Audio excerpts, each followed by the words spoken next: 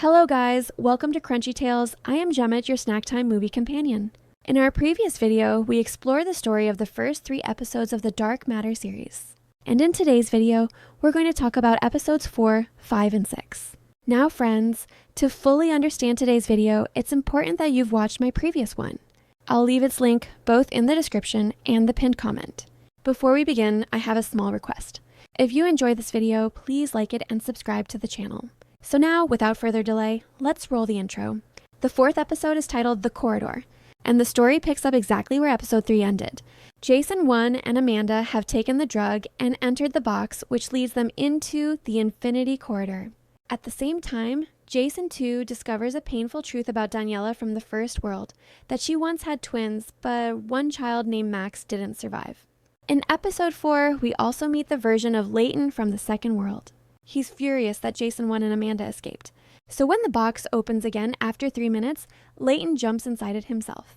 This is where we truly understand how dangerous the box can be, especially when someone who doesn't know how to operate it tries to use it.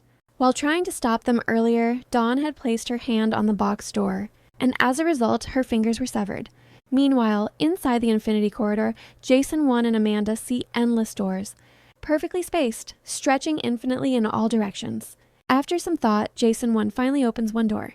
They step into a new world. Ash is falling from the sky. When they step outside the building, it becomes clear. This world is almost completely destroyed. Tall buildings still stand, but not a single living human can be seen anywhere. Suddenly, they notice that the buildings are collapsing on their own. Panicked, they run back toward the box as nearby structures begin to fall. Just seconds before being crushed by debris, they somehow manage to enter the box and escape. Clearly, this was a post-apocalyptic world, possibly destroyed by nuclear war, and this shows us just how dangerous it is to open doors randomly in the Infinity Corridor. But the real question is, among countless doors, how will Jason 1 ever find his original world? Viewers, keep this in mind. They only have 50 shots of the drug that allows them to perceive the Infinity Corridor. Each door leads to a completely new world. They've already used 2 shots, so now only 48 remain. 1 shot works for 1 hour. Within that hour, they can open as many doors as they want. Once the hour ends, they need to take another shot to re-enter the corridor. However, once they exit the box into a particular world, they can stay there as long as they like. Also, in worlds where satellites exist, their GPS devices work perfectly. And in every world, they arrive at the exact same physical location. Only the world itself is completely different. Back in the first world, we see Jason 2. He is extremely frustrated with his students' behavior at college. So angry, in fact, that he smashes a bottle in class and suddenly quits his job altogether. Jason 2 once lived a luxurious life in his original world, and this middle-class existence just doesn't suit him. He starts planning how to make a lot of money quickly, so he won't need a job, and Daniela won't have to work at the art gallery either. Returning to Jason 1 and Amanda, they take another shot and open a new door. This time, they enter a world where the same coordinates are covered only by forests and trees. Jason 1 immediately shuts the door. He opens another one, and it feels as if the sun itself has come down to Earth. There's no atmosphere at all. They close the door instantly. Amanda grows frustrated. They keep finding useless or deadly worlds. She believes there must be a proper way to operate the box, a method that allows them to reach the exact world they want. Since they need food and water, they open another door. This world has a velocity lab at the same location. That means people probably exist here. Food and water should be available.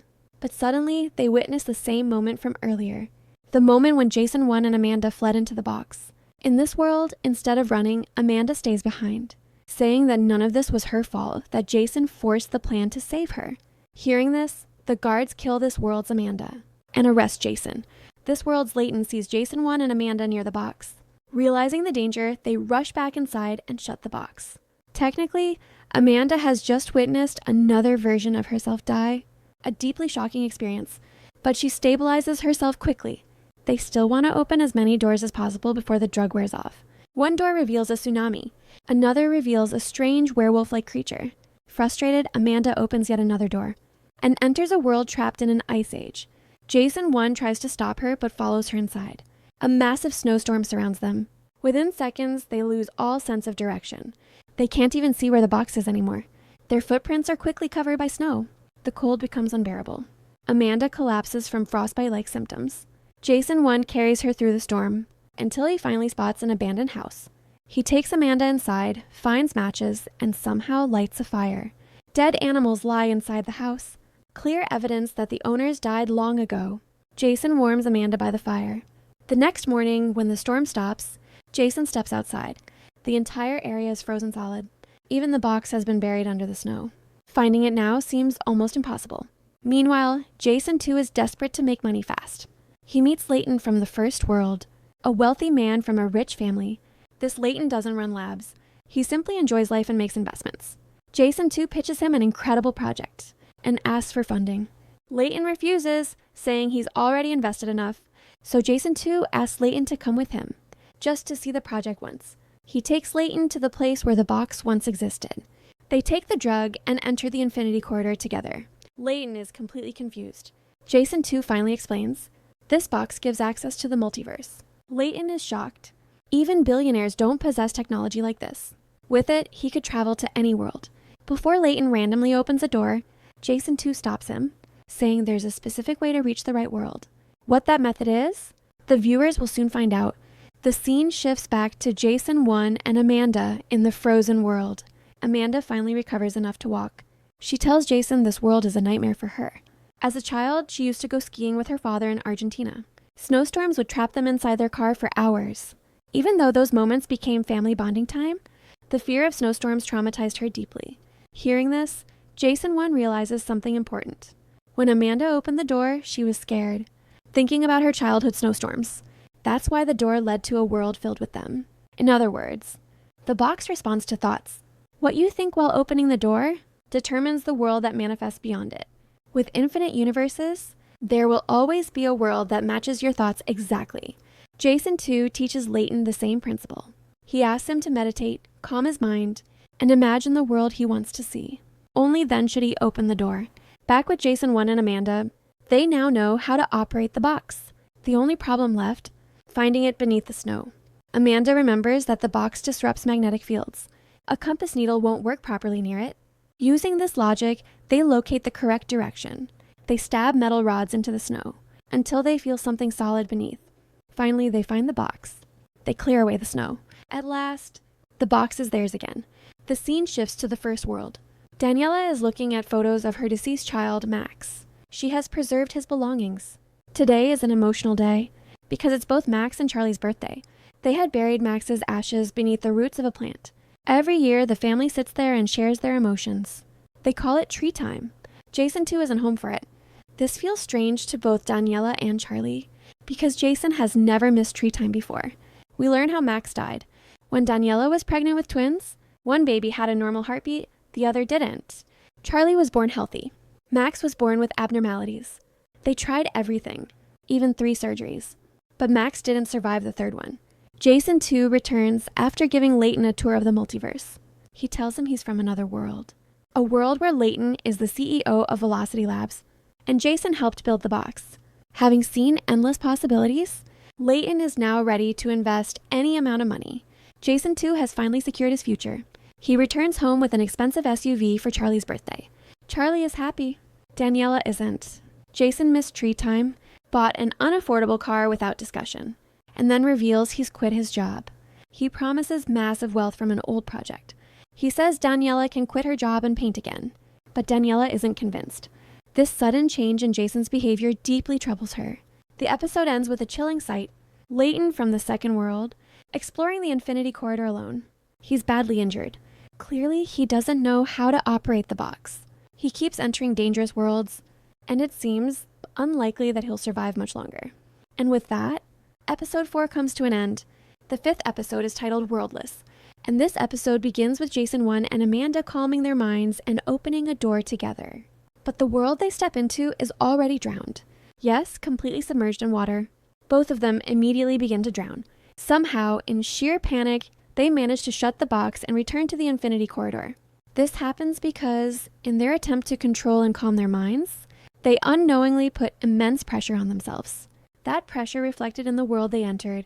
So much water, so much force, so much crushing weight. This teaches them an important lesson. It's not enough to think about a world. Your subconscious matters just as much. You don't just need a clear thought, you need the exact feeling of the world you want to enter. At this point, Jason 1 and Amanda sit inside the Infinity Corridor and begin sharing details about their personal lives. They need to calm their emotions. After talking for a while, both of them fall asleep. When they wake up, the drug's effect has worn off. They realize they're back inside the box. They take new shots, and this time, when they open a door, they enter a world where Velocity Labs exists at the same coordinates. This means food and water might be available, but suddenly, a woman enters the lab and sees them. She is none other than Blair from another world. Yes, friends, if you remember, 3 people disappeared into the box in the second world, and Blair was the first among them. Blair is now stuck in this world. This door opened because, before falling asleep, Amanda was thinking about Blair. Blair explains that she opened many random worlds, and the experience completely destroyed her mental health. Eventually, she chose to stay in this one world just to survive. Maybe, just maybe, he can even find his original world, which is like finding a drop of water in an ocean. Jason then comes up with a plan. He writes down exactly what he wants to imagine. So when he reads it while opening the door, his mind doesn't wander. He does exactly that. This time, when the door opens, it feels like he's finally reached his world. Everything looks identical. This is the same place, where Jason 2 drugged him. But the moment he steps outside, he realizes the truth. This is not his world. A pandemic has wiped everything out. There isn't a single person on the streets. Jason and Amanda take a car and go to his house. Jason knocks on the door. Daniela opens it, but her eyes are dark. She's infected. Upstairs, Charlie lies dead due to illness. No one is coming to help. No one is even collecting the bodies. An ambulance arrives. Doctors and soldiers step out. They test Jason and Amanda. Thankfully, they're not infected. They learn the disease doesn't spread through air, only through body fluids. The doctors reveal that Daniela is in the final stage. She likely won't survive another day. Jason is devastated. Even though he knows this isn't his Daniela, he gives her morphine, so she won't feel pain while dying. He says an emotional goodbye and returns to the box with Amanda. By now, multiverse travel has started affecting Jason emotionally. He refines his written description even more, to reach his exact world, not similar ones. He realizes he reached the pandemic world, because he subconsciously feared losing his family to illness. That fear manifested into reality. Jason stabilizes his emotions again, and opens another door. This world looks almost perfect.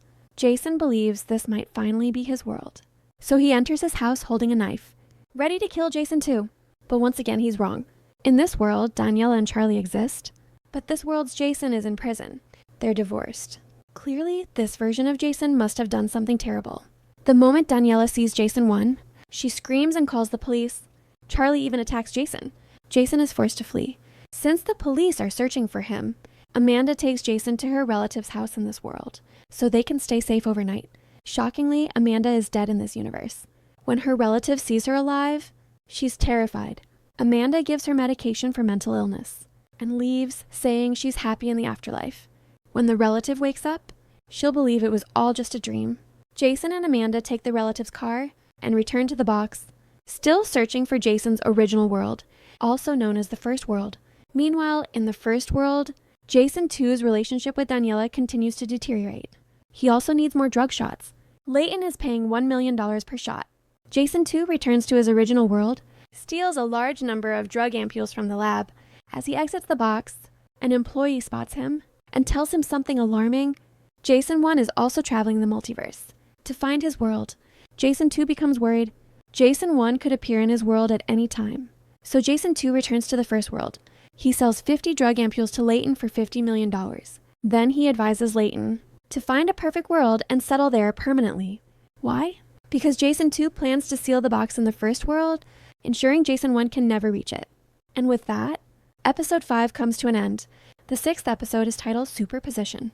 The episode opens in the First World, where we see Daniela returning to painting after many years. Jason 2 praises her artwork and encourages her to quit her current job and focus entirely on painting. He adds that his deal has gone through, and then casually shows her his bank balance. Of course, it's more than $50 million. Daniela feels happy seeing so much money, but she's also deeply confused. Everything is happening too fast. Later, Jason 2 drops Charlie at the skate park. Charlie's crush is supposed to be there, and Jason 2 motivates him to finally approach her. But at the skate park, a guy named Drew shows up. and starts impressing Charlie's crush instead. Charlie feels crushed. That evening, when Jason 2 comes to pick him up, Charlie's mood is completely off. To cheer him up, Jason 2 buys him ice cream. But the moment Charlie eats it, he starts choking. Charlie is allergic to nuts. Jason 2 didn't know. Worse, he doesn't even know where Charlie keeps his EpiPen or how to use it. Jason 2 panics. Somehow, he finds the EpiPen, and Charlie injects himself just in time. Still, Charlie's condition worsens so badly that he has to be admitted to the emergency ward. At the hospital, Daniela arrives furious. How could Jason forget something this important? Then she notices something else. Multiple needle marks on Jason's arms. Suspicion creeps in. Is Jason using drugs? From this point onward, Daniela begins noticing strange changes. Jason 1 never flossed, but this Jason flosses daily. Jason 2 is unusually sexually active, while Jason 1 was normal. Something feels off. Meanwhile, Jason 1 is still traveling the multiverse with Amanda, desperately trying to find his world. But every time he ends up in similar worlds, never the exact one. The frustration builds. Amanda suggests a break. Instead of sleeping inside the box, they should rest for a day in a hotel. Any world will do. They check into a hotel, eat good food, and talk. They discuss something deeply interesting. Different versions of the same person are similar at the core, but life choices and experiences make them unique. Jason 1 is a family man and a physics professor. He's inherently kind, emotionally stable, and grounded. Jason 2, on the other hand, chose success. That path made him rich, but also arrogant, angry, and entitled. Later, Jason and Amanda dance together. They return to the hotel room. For a moment, it feels like something intimate might happen. But instead, they simply hold hands and fall asleep, talking about worlds. Back in the first world, Jason 2 is growing uneasy. Daniela and Charlie have begun distancing themselves from him. So Jason 2 decides to seek therapy. He goes to Amanda, the first world's Amanda, who is also a psychiatrist. He chooses her because he already knows his own Amanda well. And this one wouldn't be too different. During therapy, we understand Jason 2 better. He believes in perfection. He wants choices, but not their consequences. In his original world, he focused on career, fame, and money. He succeeded, but lost his family. Now he wants family life. So he came to Jason 1's world. But this world's ordinary life isn't enough for him. So he wants everything. Family and wealth. In short, Jason 2 wants all the rewards, without paying any price. He plans to give Daniela a grand romantic surprise that night, to fix things. Meanwhile, Daniela meets Blair from the first world. She confesses her doubts. Jason has changed. He dresses better, stays cleaner, carries strange confidence, forgets important things, like Charlie's allergy. Sometimes he comes home late, claiming project meetings, and there are needle marks on his arms. Blair suggests something simple. Follow Jason one night. Daniela decides she'll talk to Jason first. That night, when Daniela approaches him, Jason 2 is already perfectly dressed. He asks Daniela to get ready too. He blindfolds her and takes her to an art charity auction. Daniela recognizes most people there. She used to host such events. Then Jason reveals the surprise. He has put Daniela's recent painting up for auction. Jason 2 expects happiness, but instead, Daniela explodes. They leave immediately. Inside the car, a huge argument erupts. Daniela says the painting wasn't even good. She made it after years, and Jason embarrassed her by exposing it publicly. Jason insists he genuinely loved the painting, but Daniela makes it clear this painting was personal. It wasn't meant for the world. Jason no longer asks his family what they want. He only cares about appearances, how he looks, how his family should look. The fight escalates. Daniela decides she won't ask him about the needle marks tonight. Instead, she will follow him. Daniela follows Jason 2 to a secret storage unit. After he leaves, she lifts the shutter just enough to reach inside using a metal rod. She pulls out 2 small bottles. Drug ampules, the same drug used with the box. Daniela immediately takes them to Ryan and asks him to analyze whatever residue remains. Meanwhile, Jason 1 and Amanda continue visiting similar worlds. Jason talks to different versions of Daniela. Amanda watches versions of herself. Amanda suggests Jason must write deeper, think deeper, to find his true world. But Jason is breaking. At one point, he even considers doing what Jason 2 did, kidnapping another Jason and stealing his life. He begins interrupting happy versions of Daniela and Jason. Amanda grows angry with him, but deep down, Jason 1 is a good man. He stops himself. He realizes his mistakes, apologizes to Amanda. They decide to start again. with a fresh perspective. Their drug supply is almost gone. Amanda has an idea. Back in the first world, Jason 2 continues therapy sessions with Amanda. He hints that he might leave this world altogether. Amanda interprets it metaphorically. She tells him the truth. Jason 2 is afraid of commitment. He creates chaos and then runs away instead of facing consequences. He wants only the good parts of everything. After the session, Jason 2 returns home and sees Ryan waiting. Ryan takes him to a nearby bar and accuses Jason of stealing his formula. The sample Daniela gave Ryan matches the formula Ryan is working on, though Ryan hasn't perfected it yet. In Jason 2's original world, this same drug was created by Ryan himself. Jason 2 explains everything, that his version of the drug works. Ryan reveals his intention, to replace general anesthesia. He asks Jason, "What did you build this drug for?" Jason smiles and says, "I'll show you." Ryan still doesn't know this is a different Jason. Jason 2 takes Ryan to the box location. He injects both of them. They enter the box. Ryan sees the infinity corridor. Jason explains everything, and Ryan is overwhelmed with excitement. Jason explains superposition. The box repeats time infinitely. Each door represents a different world. Jason teaches Ryan how to control the box. Ryan imagines a beautiful world and opens a door. They step into a Chicago filled with aurora lights in the sky. Ryan is mesmerized. Jason asks for Ryan's phone to take a picture. Then, Jason grabs the phone, runs back into the box, and shuts the door. Ryan is abandoned. Without the drug, he can never access the corridor again. Jason 2 returns to the first world. With Ryan's phone, immediately, Daniela's call appears on the screen. Jason understands everything. Finally, Jason 2 hires contractors and orders them to build concrete walls around the box. Now, even if someone reaches the box, they'll open the door and see nothing but walls. No escape. And with that, episode 6 comes to an end. This brings us to the conclusion of episodes 4, 5, and 6 of Dark Matter. We'll stop here for now. In the next video, we'll discuss theories and differences from the book. And trust me, the next episode is going to be insane. You have no idea how many Jasons are coming. If you enjoyed this video, don't forget to like, share, and subscribe to the channel. We'll be back with more mind-bending stories very soon.